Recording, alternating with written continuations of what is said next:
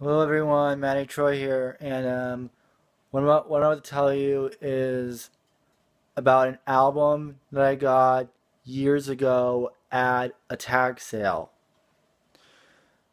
Now, but first, this this.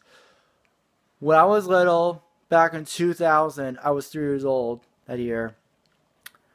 I remember hearing on the radio this song called "Bye Bye Bye." And at that time, I didn't know who the artist was that sang this song. Over time, I've gotten to I heard about like Justin Timberlake and Joey Fatone. But I went ta- but here's this story. Years ago, I went to a tag sale with my mom at and we went stopped at this house and they had a tag sale. While I was looking around at all the stuff that they put on the driveway, I went to this bin labeled music CDs. I went through some of the CDs until I pulled out an album, and I I stared at it, and then I had a flashback when I was 3 years old, listening to that song for the first time, and I thought to myself, "Wait a minute, that's the band that Joey Fatone and Justin Timberlake were in." And I looked at the three people next to Joey and Justin, and I was like, "Who are these guys?" So I went back home, and over time I found out that the other members were JC Chazé, who was with Justin Timberlake on the Mickey Mouse Club, the '90s version, which I love. I watched the intro. Highly recommend that you guys should watch the intro. A matter of fact, a sketch. And I looked up their history on Wikipedia. Great site. And the story of NSYNC traced all the way back to 1995, 2 years before I was born. And and about the other two members, they were Chris Kirkpatrick and Lance Bass. So the story is that Chris Kirkpatrick, who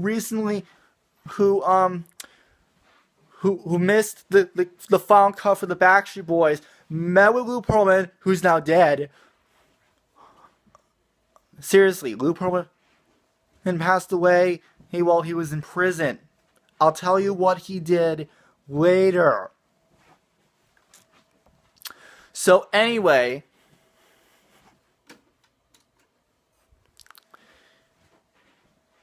Chris has told Lou about forming a second group. So first he found Joey Fatone, who he met while working in Orlando. Then they went to do some tapes, and one of Justin Timberlake from the Mickey Mouse Club caught his eye. So he went to the group. Timberlake recommended his friend JC Chazé, who he knew from auditions and the Mickey Mouse Club.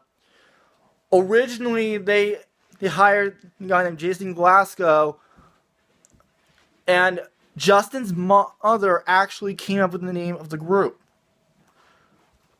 In fact, the letters NSYNC also means like the last letter in each of the group's first names. So Justin with the N, Chris with the S, Joey for the Y.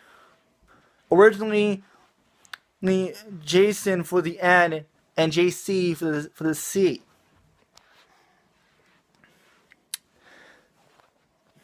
but they were weeks of rehearsals went through. They were getting ready to perform October 22nd, 1995 at Pleasure Island at Planet Hollywood. But Jason dropped out of the group because he thought that being a teen idol was never a goal of his. Seriously.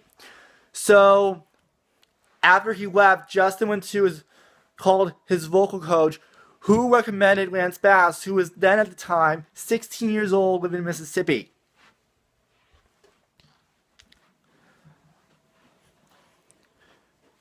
So he was immediately accepted into the group, as a bass singer, and they nicknamed him Lancine so they can keep the N in NSYNC.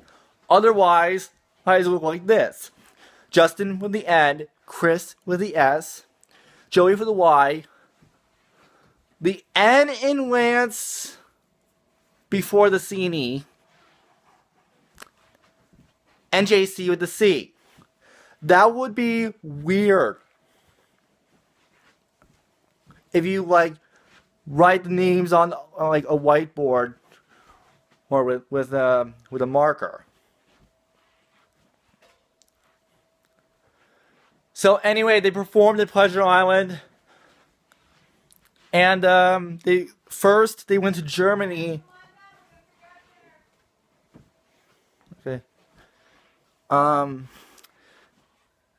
They were signed to BMG Aurora Munich, and then where they released their first album. Some of the tracks were later released on the essential NSYNC, which looks like this. So anyway, after the release of their album in Germany, they did some shows, and then they were signed to RCA Records, and when they were one of their first performances was at a Walmart, and in 1998 in July, Disney Channel aired a concert special as part of their Disney's in Concert series. I watched it on YouTube. I always watched clips of NSYNC on YouTube. Old clips from back in the day. Back when I was young. And they were doing well. They had appearances on TRL, which is on MTV. And until they were on tour in 1999. Why? Because during the tour, while they were touring and making music, they didn't pay attention to the money aspect of the music business, because they found that their checks were at all zeros. And they later sued RCA Records and sorry, I got it wrong. They sued Lou Pearlman because they felt he was taking away more of the profits that he promised them, similar to his 1/6 of the profits of the Backstreet Boys. So, but here's the catch: Lou and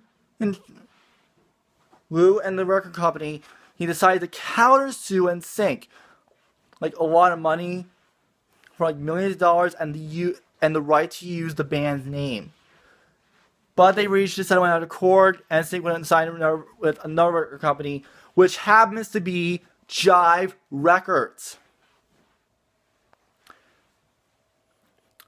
This is after their 1998 album NSYNC came out. Yeah? Maddie, What? what are you having for dinner, bud? Bacon, mac and cheese? Bacon, mac and cheese. Okay.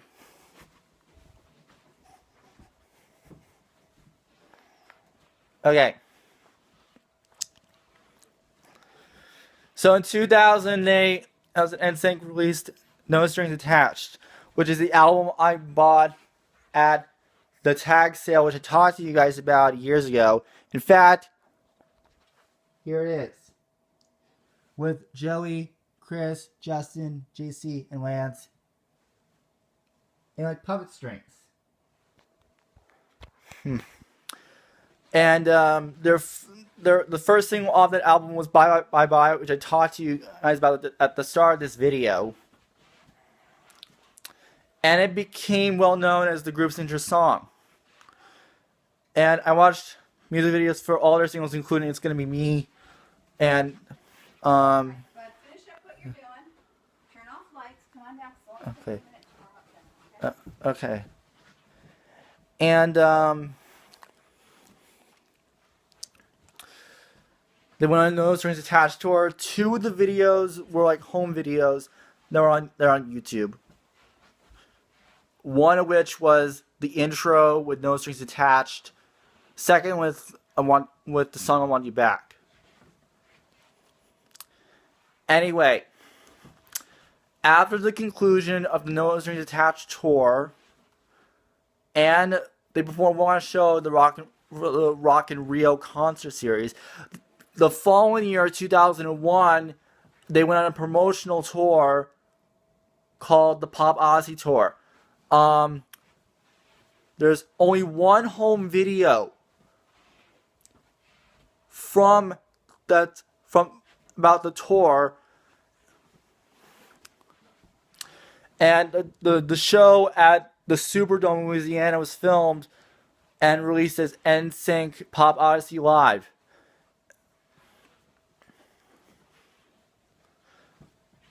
And their third album, Celebrity, came out on July 24th. I saw the music videos for the songs.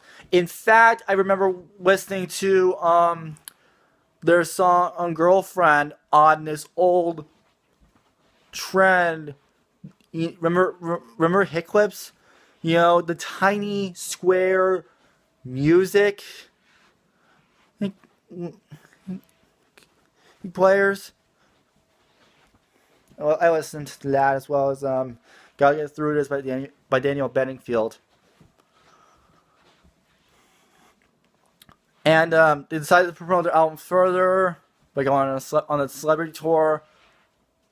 There's home video footage of the tour of their show in Anaheim, California, at the home of the Anaheim Mighty Ducks, which is now known as the Anaheim Ducks. After the conclusion of that tour, the band broke up but there weren't any like farewell tour, press conference, and so no news about NSYNC until 2013. I remember watching the VMAs. I remember coming downstairs and I saw NSYNC on the screen. I was like, instantly, I thought my jaw was going to drop like this.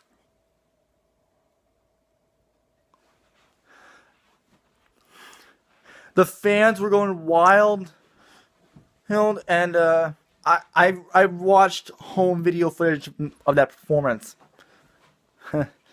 and I read on Wikipedia, and this is true, and that after the performance, Lance Bass stated that the band hasn't had any plans for like a reunion tour or new music until the album which I showed you, The Essential NSYNC, and came out 2014.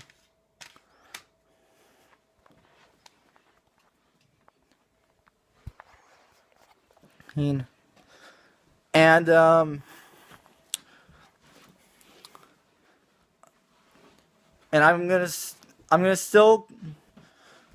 still going to watch old clips of NSYNC, as well watching their music videos on YouTube, which is the greatest